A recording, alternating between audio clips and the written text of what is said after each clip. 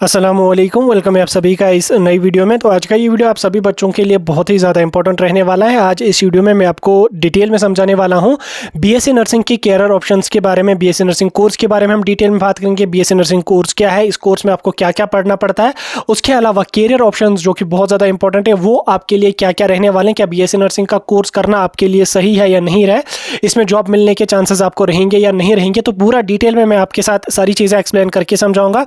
ये वीडियो आपके लिए बहुत ही ज़्यादा इंपॉर्टेंट रहेगा। वीडियो को पूरा एंड तक देख लेना, चैनल को भी सब्सक्राइब कर देना, व्हाट्सएप और टेलीग्राम ग्रुप ज्वाइन कर लेना, लिंक डिस्क्रिप्शन में आपको मिल जाएगी। तो चलिए वीडियो को शुरू कर ले। तो देख लेते हैं यहाँ पे बीएससी नर्सिंग के कैरियर ऑप्शंस के बारे में। तो वीडियो को स्टार्ट करने से पहले आप सभी बच्चों को हमारी तरफ से ईद मुबारक। आपकी ईद कैसी रही आप हमें कमेंट्स में जरूर बता देना। तो चलिए हम शुरू कर लेते हैं, वीडियो को देख लेते हैं यहाँ पे बीएससी नर्सिंग के कैरियर ऑप्शंस के बारे में। तो आप में से बहुत सारे बच्चे ऐसे होंगे जो बीएससी नर्सिंग का कोर्स कर रहे होंगे, first year, second year, third year, final year में होंगे।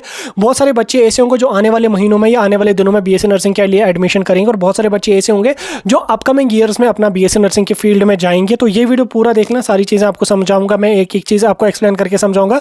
सबसे पहले हम बात करेंगे बीएससी नर्सिंग के बारे में कि बीएससी नर्सिंग का कोर्स हमारा है क्या। देखो, बीएससी नर्सिंग कोर्स की अगर मैं बात करूं, ये हमारा कोर्स है bachelor of science in nursing. इसको हम बीएससी नर्सिंग कोर्स के बीएससी नर्सिंग के नाम से भी जानते हैं। ये कोर्स हमारा 4 साल का अंडर ग्रेजुएट का डिग्री कोर्स है। ठीक, 4 साल का अंडर ग्रेजुएट का डिग्री कोर्स है, प्रोफेशनल कोर्स है, जिसमें आपको पेशेंट केयर की रिगार्डिंग समझाया जाता है। पेशेंट्स के साथ कैसे डील करना होता है, उनको कैसे ड्रग इंजेक्ट करनी होती है, मेडिसिन वगैरह उनको कैसे देनी होती है। तो ये सारी चीज़ें ओवरऑल पेशेंट केयर के रिगार्डिंग ये आपका कोर्स होता है। तो ये आपका बीएससी नर्सिंग होता है। 4 साल इसका कोर्स का यहाँ पे ड्यूरेशन होता है, और 8 सेमेस्टर्स में ये कोर्स हमारा जो है ये डिवाइड होता है। देन उसके बाद दूसरे नंबर पे हम बात करेंगे why choose BSc nursing as a course. ठीक, अगर आप में से कोई बच्चा ऐसा है जो बीएससी नर्सिंग कोर्स को चूज करना चाहता है या बीएससी नर्सिंग को एज ए कैरियर लेना चाहता है, तो उसके लिए यहाँ पे क्या रीजन है जिस वजह से आप बीएससी नर्सिंग में, या कौन कौन से ऐसे प्लस पॉइंट्स हैं जिस वजह से आपको बीएससी नर्सिंग का कोर्स करना चाहिए या बीएससी नर्सिंग के कोर्स में आपको जाना चाहिए। सबसे पहले अगर हम बात करेंगे, पहला यहाँ पे आपका रीजन है हाई डिमांड। ठीक, हाई डिमांड अगर हम देखें, देखो जो हमारी हेल्थ केयर इंडस्ट्री है वो बहुत तेजी से ग्रो हो रही है। चाहे अगर हम इंडिया की बात करेंगे, इंडिया में बहुत तेजी से ग्रो हो रही है। इंडिया के बाहर अगर हम बात करेंगे किसी भी कंट्री की, तो हेल्थ केयर इंडस्ट्री जो है वो पूरे वर्ल्ड वाइड में जो है बहुत रैपिडली ग्रो हो रही है। अब हेल्थ केयर इंडस्ट्री अगर ग्रो हो रही है तो ऑब्वियसली क्वालिफाइड नर्सेज की भी डिमांड बहुत ज़्यादा। अगर हम हॉस्पिटल की बात करेंगे जहाँ 10 से 15 डॉक्टर होंगे, वहीं नर्सेज की अगर हम बात करेंगे 30 से 40 नर्सेज वहाँ पे काम करते हैं। तो इसलिए नर्सेज की जो डिमांड है ये भी धीरे धीरे जो है, और धीरे धीरे क्या मतलब रैपिडली ये बहुत ज़्यादा इंक्रीज हो रही है। ठीक, क्योंकि अगर हम आज से 5 साल या 10 साल पीछे चलेंगे, उस टाइम अगर हम देखेंगे, या आप देखोगे अपने आस पड़ोस में, अगर आप देखोगे अपने इलाके में देखोगे, तो आपको बहुत कम हॉस्पिटल्स वगैरह देखने को वहाँ पे मिलते हैं। लेकिन अभी की अगर हम बात करेंगे तो अभी आपको जब वो हज़ारों में हॉस्पिटल्स अपने स्टेट में देखने को मिलेंगे। तो धीरे धीरे ये जो हेल्थ केयर इंडस्ट्री है ये बहुत ज़्यादा रैपिडली यहाँ पे ग्रो होती है। देन उसके बाद अगला अगर हम बात करेंगे तो अगला यहाँ पे जॉब सिक्योरिटी की है। तो जॉब सिक्योरिटी में ये आपका है कि इसमें कंसिस्टेंट एम्प्लॉयमेंट अपॉर्चुनिटीज़ आपको मिलती हैं, यानी कि स्टाफ नर्सेज की वैकेंसीज आपको रेगुलर देखने को मिलती हैं, चाहे वो गवर्नमेंट हॉस्पिटल्स वगैरह में हो, चाहे वो प्राइवेट हॉस्पिटल्स में हो, क्लिनिक्स में हो, कहीं पे भी हो। तो इसकी यहाँ पे आपको कंसिस्टेंट एम्प्लॉयमेंट अपॉर्चुनिटीज वगैरह जो वो रेगुलर यहाँ पे मिलती रहती है। देन उसके बाद अगला अगर हम बात करेंगे, अगला रीजन क्या है, अगला रीजन आपको बीएससी नर्सिंग को कोर्स करने का यह है कि इसकी ग्लोबल अपॉर्चुनिटी है। यानी कि अगर हम बीएससी नर्सिंग कोर्स की बात करेंगे, ये वर्ल्ड वाइड रिकॉग्नाइज्ड कोर्स है। ऐसा नहीं है कि ये इंडिया में या जम्मू कश्मीर में करवाया जाता है, ये दुनिया के किसी भी देश में आप चले जाओ, दुनिया की किसी भी कंट्री में आप चले जाओ, वहाँ पे आपको बीएससी नर्सिंग का कोर्स देखने को मिलेगा। तो उससे क्या है कि ये हमारा वर्ल्ड वाइड रिकॉग्नाइज्ड कोर्स है। तो इससे ऐसा नहीं कि आपको इंडिया में ही जॉब करने का चांस मिलेगा, अगर आप फॉरेन चले जाओगे तो वहाँ पे भी आपको बाज़ाब्ता जॉब करने का चांस यहाँ पे मिलेगा। तो ग्लोबल अपॉर्चुनिटी एक मेजर रीज़न है जिस वजह से आपको बीएससी नर्सिंग का कोर्स चूज़ करना चाहिए। देन उसके बाद अगला रीज़न ये है कि आपका नर्सिंग में आपको रेस्पेक्ट और सेटिस्फेक्शन है। ठीक, आप पेशेंट्स के साथ डील करोगे, पेशेंट्स की केयर करोगे, तो ऑब्वियसली आपको पेशेंट्स या अटेंडेंट्स जो भी होंगे वो रेस्पेक्ट आपको देंगे, रेस्पेक्ट मिलेगी तो आपको मेंटल सेटिस्फेक्शन मिलेगी। तो ये सारी चीज़ें ऐसे रीजंस हैं जिनकी वजह से जो है वो बीएससी नर्सिंग के फील्ड में आपको जाना चाहिए। देन उसके बाद अगला हम बात करेंगे यहाँ पे एलिजिबिलिटी के क्राइटेरिया के रिगार्डिंग। तो बीएससी नर्सिंग कोर्स का क्या एलिजिबिलिटी का क्राइटेरिया रहता है, जिसमें सबसे पहले हम बात करेंगे एजुकेशनल क्वालिफिकेशन की। तो एजुकेशनल क्वालिफिकेशन की अगर हम बात करेंगे, इसमें कैंडिडेट का 10+2 पास होना चाहिए विद फिजिक्स, केमिस्ट्री और बायोलॉजी। ठीक, पीसीबी से आपका 10+2 पास होना चाहिए। उसके साथ साथ एज लिमिट की अगर हम बात करेंगे तो काफ़ी जगहों पे आपको मिनिमम 17 ईयर्स की एज होनी चाहिए, और मैक्सिमम यहाँ पे आपका 35 ईयर्स की एज होनी चाहिए। हालांकि ये डिपेंड करता है institute to institute, college to college, percentage, उस पर एज क्राइटेरिया आपको डिपेंड यहाँ पे करता है। यूजुअली आपको एम्स या बाकी बड़े एग्जाम्स में एज क्राइटेरिया लगता है, हर जगह आपको एज क्राइटेरिया नहीं लगता। ठीक, एंट्रेंस एग्जाम्स की अगर मैं बात करूँ तो बीएससी नर्सिंग कोर्स करने के लिए आपको कौन कौन से मेजर एग्जाम्स देने पड़ते हैं। तो एग्जाम्स की अगर हम बात करेंगे मेजर एग्जाम्स में, मेजर हमारा यहाँ पे नीट यूजी का एग्जाम होता है। इसमें कुछ बड़े रेप्यूटेड इंस्टीट्यूट्स हैं जो बीएससी नर्सिंग का एडमिशन नीट यूजी के स्कोर पे आपको देते हैं। उसके अलावा अगर हम एम्स की बात करेंगे तो एम्स में अगर आपको जाना है तो उसके लिए आपको एम्स नर्सिंग का एग्जाम है या जिपमर का एग्जाम है। तो ऐसे बहुत सारे एग्जाम्स हैं जिन एग्जाम्स को देने के बाद आप रेप्यूटेड बड़े बड़े इंस्टीट्यूट्स में आपका बीएससी नर्सिंग का कोर्स हो जाएगा। उसके अलावा अगर हम बात करेंगे यूजुअली काफ़ी सारी जगहों पे आपको स्टेट लेवल के एग्जाम्स या यूनिवर्सिटी कॉलेज लेवल के एग्जाम्स ही देने पड़ते हैं, जिस एग्जाम को क्वालिफाई करने के बाद आपको जो वो बीएससी नर्सिंग में एडमिशन यहाँ पे मिलेगा। तो अब आप जहाँ पे रहते हैं तो वहाँ पे आप चेक कीजिएगा कि वहाँ पे आपको कौन सा एग्जाम होता है। यूजुअली आपको स्टेट लेवल का एग्जाम ही देना पड़ता है। जैसे जम्मू कश्मीर में हमारा जेके बोपी का एग्जाम होता है, उसी तरह से आपको अपने स्टेट का आप खुद चेकआउट कीजिएगा। ठीक, उसके बाद एडमिशन प्रोसेस की अगर हम बात करेंगे तो एडमिशन प्रोसेस में एंट्रेंस देना आपको कंपलसरी है। पहले आप एंट्रेंस को दे देंगे, एंट्रेंस का रिजल्ट आ जाएगा, आपकी काउंसलिंग होगी, सीट एलोकेशन होगी, सीट एलोकेशन होने के बाद आपको डॉक्यूमेंट वेरिफिकेशन करवानी पड़ेगी। तो उसी के साथ साथ आपका एडमिशन यहाँ पे कंप्लीट हो जाएगा अपना बीएससी नर्सिंग में। देन उसके बाद कोर्स के स्ट्रक्चर की अगर हम बात करेंगे, बीएससी नर्सिंग कोर्स का स्ट्रक्चर क्या है, इसमें कौन कौन सी चीज़ें आपको पढ़नी है। तो कोर्स स्ट्रक्चर की अगर हम बात करेंगे तो जो नर्सिंग का कोर्स हमारा है, बीएससी नर्सिंग का कोर्स, ये हमारा 4 साल का है। ठीक, 4 इयर्स का ये हमारा प्रोफेशनल कोर्स है। ये कोर्स हमारा 8 सेमेस्टर्स में डिवाइड है। ठीक, 4 साल का कोर्स है, 8 सेमेस्टर्स में ये कोर्स डिवाइड हमारा है। हर सेमेस्टर 6 महीने का है और उन 8 सेमेस्टर्स में आपको 6 महीने की इंटर्नशिप भी यहाँ पे इंक्लूडेड होती है। यानी कि 3.5 साल का आपका कोर्स रहेगा और 6 महीने की आपकी इंटर्नशिप रहेगी। तो कुल मिला के जो कोर्स का ड्यूरेशन रहेगा वो हमारा 4 साल का ड्यूरेशन यहाँ पे रहेगा। अब कुछ कोर सब्जेक्ट्स हैं जो आपको बीएससी नर्सिंग के कोर्स में यहाँ पे पढ़ने पड़ेंगे। बीएससी नर्सिंग के कोर्स में जो चीज़ें आपको पढ़नी है, जो मेजर सब्जेक्ट्स आपको पढ़ने हैं, उसमें सबसे पहले यहाँ पे हमारा एनाटॉमी एंड फिजियोलॉजी है जो आपका फर्स्ट ईयर में ही होगा।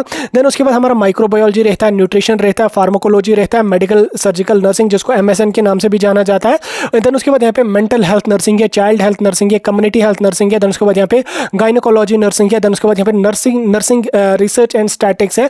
ये आपको 8वें सेमेस्टर यानी कि 8वें सेमेस्टर नहीं 7वें सेमेस्टर में ये चीज़ें आपको पढ़नी पड़ती हैं। तो ये कुछ कोर सब्जेक्ट्स हैं जो आपको अपने बीएससी नर्सिंग के 4 सालों में पढ़ने पड़ते हैं। ठीक, इन्हीं कोर सब्जेक्ट्स पे आपका बीएससी नर्सिंग का कोर्स यहाँ पे बेस्ड होता है। इसके अलावा कुछ और भी सब्जेक्ट्स हैं जिनको आपको पढ़ना पड़ता है, लेकिन मेजर सब्जेक्ट्स यही हैं जो आपके कोर सब्जेक्ट हैं आपके 4 साल के बीएससी नर्सिंग के कोर्स में। आगे हम चलेंगे, आगे हम बात करेंगे skills required for a successful career in nursing. ठीक, अगर आप नर्सिंग में अपना एक सक्सेसफुल करियर बनाना चाहते हैं तो कुछ स्किल्स हैं जो एक नर्स में होनी चाहिए। अगर आप नर्सिंग कर रहे हैं या नर्सिंग करने वाले हैं तो कुछ ऐसे स्किल्स हैं जो आप में होने चाहिए। उससे आपको क्या होगा, आप एक सक्सेसफुल नर्स बनेंगे, एक सक्सेसफुल करियर अपना नर्सिंग के फील्ड में बनाएंगे, जॉब मिलने के बहुत चांसेस रहेंगे। तो कौन कौन से ऐसे स्किल्स हैं? स्किल्स में स्किल नंबर 1 हमारा यहाँ पे रहेगा कम्युनिकेशन स्किल। ठीक, तो कम्युनिकेशन स्किल बहुत ज़्यादा इंपॉर्टेंट है क्योंकि इफेक्टिव इंटरेक्शन आपको जो आपको इंटरेक्ट होना है, पेशेंट्स के साथ होना है, अटेंडेंट्स के साथ होना है, डॉक्टर्स के साथ आपको इंटरेक्ट होना है। ये बाकी हेल्थ केयर स्टाफ जो है, चाहे हमारा पैरामेडिकल का स्टाफ है, फार्मेसी का स्टाफ है, तो बहुत सारे मेडिकल स्टाफ के साथ आपको इंटरेक्ट होना है। तो उसके लिए आपके अंदर जो वो एक अच्छे कम्युनिकेशन स्किल होने चाहिए। आप अपनी बात दूसरे तक अच्छी तरह से पहुंचाने चाहिए, यानी कि ओवरऑल आप में एक अच्छी कम्युनिकेशन स्किल होने चाहिए। दूसरी चीज़ की अगर हम बात करेंगे, दूसरा यहाँ पे आपका रहेगा critical thinking and problem solving. ठीक, तो क्रिटिकल थिंकिंग आपकी होनी चाहिए, क्विक डिसीजन मेकिंग कैपेबिलिटी आप में होनी चाहिए। आप क्विकली डिसीजन जो है वो लेने चाहिए, तो उससे आपके जो स्किल्स हैं वो काफ़ी इंक्रीज हो जाएंगे। देन उसके बाद यहाँ पे कंपैशनेट पेशेंस। ठीक, तो पेशेंस बहुत इंपॉर्टेंट है, आपको पेशेंट के साथ हैंडल करना है, आप में एबिलिटी होनी चाहिए पेशेंट को हैंडल करने विद एम्पैथी। ठीक, आपको पेशेंट्स को अच्छी तरह से हैंडल करना है। देन उसके बाद यहाँ पे अगला स्किल आपका है अटेंशन टू डिटेल्स। ठीक, ensuring accuracy in patient care and documentation. देखो, आपको जो वो मतलब आपकी अटेंशन पूरी तरह होनी चाहिए। ऐसा नहीं कि आप पेशेंट्स के साथ बातचीत कर रहे हैं, दिमाग आपका घर में है या कहीं और है, तो वो चीज़ें नहीं होनी चाहिए। आपका अटेंशन जो है वो पूरी तरह से एक ही जगह होना चाहिए। आप पेशेंट के साथ अगर इंटरेक्ट हो रहे हैं तो आपका जो पूरा का पूरा अटेंशन है वो पेशेंट की तरह ही होना चाहिए, पेशेंट की ओर ही होना चाहिए। चाहे आप उनके डॉक्यूमेंटेशन का काम कर रहे हैं, पेशेंट की केयर कर रहे हैं, तो आपको अपने काम पे ही जो वो पूरा का पूरा अटेंशन होना चाहिए। देन उसके साथ साथ यहाँ पे टीम वर्क एंड लीडरशिप, ये बहुत ज़्यादा इंपॉर्टेंट है। हर जगह अगर आप कहीं पे भी काम कर कर रहे हैं, टीम वर्क बहुत ज़्यादा इंपॉर्टेंट है क्योंकि आपको कोलैबोरेट करके चलना है, आपको कोलैबोरेट करना है। जो पूरे हेल्थ केयर जो भी टीम्स हैं, जो भी हेल्थ केयर स्टाफ है, डॉक्टर है, मेडिकल स्टाफ है, पैरामेडिकल स्टाफ है, आपको उनके साथ कोलैबोरेट करके ही काम करना है। तो उसके लिए आपको जो वो टीम वर्क की कैपेबिलिटी होनी चाहिए, लीडरशिप होनी चाहिए। तो ये सारी चीज़ें आप में होनी चाहिए, तो इनसे आपका सक्सेसफुल कैरियर यहाँ पे बनेगा नर्सिंग में। ठीक, तो ऐसा नहीं कि आप में जो है वो टीम वर्क नहीं है, लीडरशिप आप में नहीं है, तो फिर जो है वो टीम वर्क है ही नहीं, तो काम आप कैसे कर पाएंगे, क्योंकि वहाँ पे टीम में काम करना पड़ता है। ऐसा नहीं कि आप अकेले जाके काम करोगे, तो आप में जो है वो टीम वर्क और लीडरशिप का स्किल भी यहाँ पे होना चाहिए। आगे हम बात करेंगे कैरियर अपॉर्चुनिटीज़ के बारे में। ठीक, तो बीएससी नर्सिंग करने के बाद आप में कौन कौन से कैरियर अपॉर्चुनिटीज़ यहाँ पे रहेंगे। तो कैरियर अपॉर्चुनिटीज़ हमारे जो है वो गवर्नमेंट सेक्टर में भी रहते हैं, प्राइवेट सेक्टर में भी रहते हैं। हम बात करेंगे गवर्नमेंट सेक्टर की। गवर्नमेंट सेक्टर में आपके कौन कौन से कैरियर अपॉर्चुनिटीज़ यहाँ पे रहने वाले हैं। तो गवर्नमेंट सेक्टर की अगर हम बात करेंगे, आप यहाँ पे एज ए स्टाफ नर्स कहीं पे भी काम कर सकते हैं। लाइक हमारे गवर्नमेंट हॉस्पिटल्स वगैरह हैं, वहाँ पे भी स्टाफ नर्स की वैकेंसीज आती हैं, आप as a staff nurse government hospitals में काम कर सकते हैं। प्राइमरी हेल्थ सेंटर यानी कि PHC जो हमारे होते हैं, प्राइमरी हेल्थ सेंटर जो हमारे होते हैं, वहाँ पर भी आप एज ए स्टाफ नर्स काम कर सकते हैं। या कम्युनिटी हेल्थ सेंटर जो है, CHC जो है, वहाँ पर भी आप लोग जो वो स्टाफ नर्स के तौर पर काम कर सकते हैं। एज ए नर्स आप वहाँ पर भी काम कर सकते हैं। तो स्टाफ नर्सेज की पोस्टें वगैरह बहुत ज़्यादा आती रहती हैं। उसके अलावा अगर हम बात करेंगे नर्सिंग ऑफिसर की, तो नर्सिंग ऑफिसर अगर आपको बनना है तो उसके लिए आपको कौन सा एग्जाम देना पड़ता है। एक आपको एम्स का एग्जाम देना पड़ता है, जो हमारा वर्ल्ड वाइड नहीं, पूरे नेशनल लेवल का हमारा एग्जाम होता है, एम्स का नॉरसेट एग्जाम। तो आपको नॉरसेट एग्जाम क्वालिफाई करना होता है। नॉरसेट एग्जाम जब आप क्वालिफाई करोगे तो आप as a nursing officer India के जितने भी एम्स हैं, चाहे हमारा एम्स जम्मू है, एम्स दिल्ली है, एम्स कोई भी है, वहाँ पे आपको एज ए नर्सिंग ऑफिसर काम करने को चांस मिलेगा। उसके लिए आपको एम्स का नॉरसेट का एग्जाम क्वालिफाई करना पड़ेगा। तो नॉरसेट का एग्जाम जब आप क्वालिफाई करोगे तो नर्सिंग ऑफिसर की बेसिक सैलरी 95,000 के आसपास यहाँ पे होती है।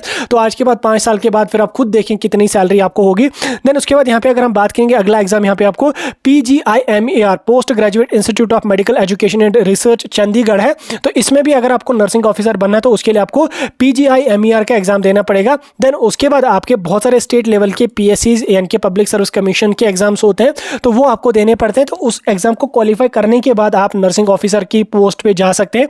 एज ए नर्सिंग ऑफिसर जो है वो कहीं पे भी काम कर सकते हैं। उसके बाद अगर हम बात करेंगे गवर्नमेंट सेक्टर में, अगर अगली अपॉर्चुनिटी आपको यहाँ पे Indian army, Indian navy, Indian air force में यहाँ पे आपको काम करने को मौका मिलेगा। उसके लिए आपको मिलिट्री नर्सिंग सर्विस यानी कि MNS का एग्जाम क्वालिफाई करना होता है, नीट का एग्जाम क्वालिफाई करेंगे।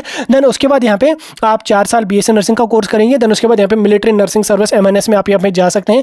बहुत अच्छी सैलरी यहाँ पे मिलेगी, ऑफिसर लेवल की ये पोस्ट आपको रहती है। ठीक, ये आपका रहा गवर्नमेंट सेक्टर। उसके बाद अगर मैं प्राइवेट सेक्टर की बात करूँ, तो प्राइवेट सेक्टर में आप कहाँ पे जॉब कर सकते हैं BSc नर्सिंग करने के बाद।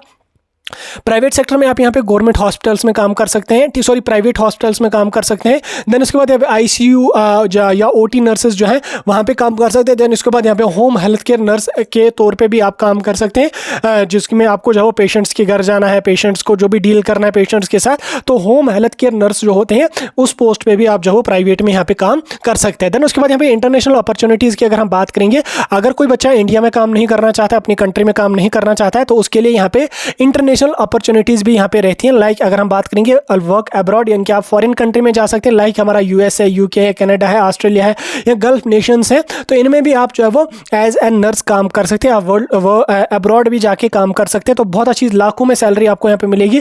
देन उसके बाद यहाँ पे आपको जो है वो अगर एज ए नर्स आपको काम करना कहाँ पे, countries like USA and Canada. ठीक, अगर आपको USA और कनाडा में एज ए नर्स काम करना है तो उसके लिए आपको सर्टिफिकेशन होनी चाहिए, NCLEX और आपका CGFNS की सर्टिफिकेशन आपको होनी चाहिए। आपके पास ये सर्टिफिकेशन होगी तो आप एज ए नर्स जो है वो USA और कनाडा में जॉब कर सकते, जिसमें आपको लाखों में सैलरी मिलेगी, लाखों में आपको वहाँ पे सैलरी मिलेगी।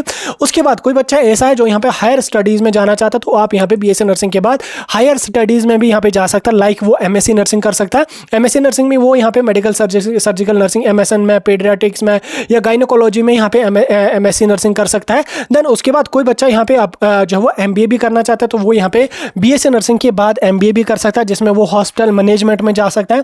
देन उसके बाद यहाँ पे वो पोस्ट ग्रेजुएट डिप्लोमा कर सकता है क्रिटिकल केयर नर्सिंग में या ऑन्कोलॉजी नर्सिंग में, तो वो यहाँ पे पोस्ट ग्रेजुएट का डिप्लोमा भी यहाँ पे कर सकता है। ठीक, ये आपके लिए रहेंगे कैरियर अपॉर्चुनिटीज़, जिनके बारे में मैंने आपको समझा दिया। अब हम जॉब प्रोफाइल और सैलरी की बात करेंगे। तो देखो, जॉब प्रोफाइल और सैलरी डिपेंड करती है कि आप जॉब कहाँ पे करते हैं। अगर आप गवर्नमेंट सेक्टर में जॉब करेंगे, एज ए स्टाफ नर्स कहीं पे काम करेंगे, तो आपको 35 से लेके 50,000 के आसपास यहाँ पे सैलरी मिलेगी। और अगर आप नर्सिंग ऑफिसर कहीं पे जाएंगे तो आपको 95,000 या 1 लाख आपको पर मंथ की सैलरी मिलेगी। उसके बाद प्राइवेट सेक्टर में अगर आप जाओगे तो प्राइवेट सेक्टर में आपको इनिशियल सैलरी 20,000 से स्टार्ट हो जाएगी या 15,000 से स्टार्ट हो जाएगी, 40,000 तक आपको यहाँ पे सैलरी जा सकती है। इंटरनेशनल सैलरी की अगर हम बात करेंगे 2 लाख से लेके 5 लाख तक आपको सैलरी मिलेगी, लेकिन ये सैलरी डिपेंड कर है कि आप किस कंट्री में जा रहे हो। अगर आप यूएस कनाडा में जा रहे हो तो आपको बहुत ज़्यादा सैलरी यहाँ पे मिलेगी। यूजुअली 2-2.5 लाख तो आपको आसानी से स्टाफ नर्स की सैलरी आपको फॉरेन में मिल ही जाएगी। देन उसके बाद यहाँ पे प्रोज और कॉन्स कुछ देखेंगे हम, कुछ फायदे और नुकसान यहाँ पे हम देखेंगे। तो यहाँ पे अगर हम बात करेंगे कुछ फायदों की, तो यहाँ पे हाई एम्प्लॉयबिलिटी एंड डिमांड है। बीएससी नर्सिंग कोर्स की बहुत ज़्यादा पोस्टर्स वगैरह आती रहती है, डिमांड भी बहुत ज़्यादा है। ग्लोबल अपॉर्चुनिटीज़ भी है जो एक मेजर एडवांटेज है। देन उसके बाद यहाँ पे possibility specialize and advance in career. Then उसके बाद अगर हम डिसएडवांटेज की बात करेंगे, फिजिकली एंड इमोशनली डिमांडिंग, ठीक। तो इसमें आपको जो वो नाइट शिफ्ट्स भी लगाने पड़ते हैं, आपको जो वो मेंटली जो वो, फिर अगर आपको जो वो हफ्ते में जो वो 5 या 4 नाइट्स होंगी तो ऑब्वियसली जो वो इमोशनली इंसान को डैमेज मिलता ही मिलता है। इरेगुलर वर्क आवर्स आपको यहाँ पे होते हैं, कभी दिन में ड्यूटी लगाएंगे, कभी रात में ड्यूटी लगाएंगे, नाइट शिफ्ट्स वगैरह होंगे। तो ये सारी चीज़ें यहाँ पे इसकी डिसएडवांटेजेस हैं। हालांकि सैलरी अच्छी मिलती है तो ये चीज़ें आपको करनी ही पड़ती हैं। देन उसके बाद अगर हम फ्यूचर स्कोप की बात करेंगे, नर्सिंग का फ्यूचर स्कोप क्या रहेगा, देखो फ्यूचर स्कोप इसका जो है वो यहाँ पे बहुत ज़्यादा इंक्रीज इसकी डिमांड हो रही है। स्पेशलाइज्ड नर्सेस की डिमांड बहुत ज़्यादा है। हेल्थ केयर इंडस्ट्री हमारी बहुत ज़्यादा यहाँ पे बढ़ रही है, तो इसकी डिमांड भी आपको बहुत ज़्यादा यहाँ पे रहने वाली है, ठीक। तो ये था आपका थोड़ा सा बीएससी नर्सिंग के बारे में जो मैंने आपको समझा दिया। बाकी कोई डाउट होगा कमेंट सेक्शन में